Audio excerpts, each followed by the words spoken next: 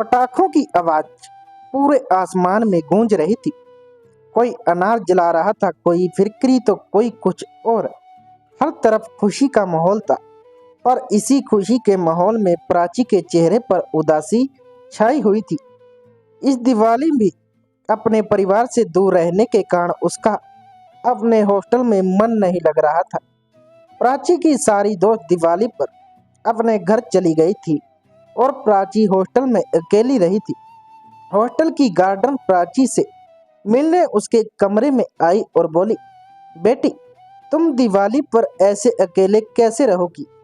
एक काम करो, तुम मेरे साथ मेरे घर चल पड़ो। प्राची ने हॉस्टल वार्डन को मना कर दिया और हॉस्टल में ही रुकने के लिए कहा। वार्डन ने प्राची की बात मान ली। अब प्राची पूरे हॉस्टल में अकेली थी और पटाखों की आवाज सुनकर ही दिवाली के माहौल का मजा उठा रही थी। प्राची अपने कमरे से बाहर आकर बालकनी में खड़ी हो बच्चों को पटाखे जलाते देखने लगी।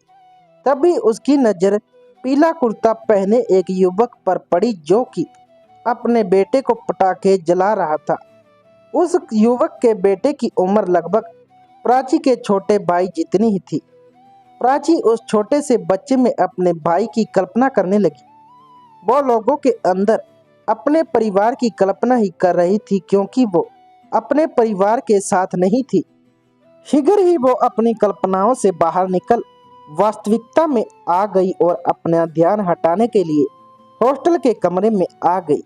लेकिन यह पटाखों की आवाज उसे बार बार अपने परिवार की याद दिला रही थी और बार बार उसका मन अपने घर वापस जाने के लिए व्याकुल हो रहा था। पर वो क्या कर सकती थी? और देखते ही देखते दिवाली का त्योहार बीत गया। पर दीपावली की उजली रात प्राची को अंधेरे में रहकर ही मनानी पड़ी।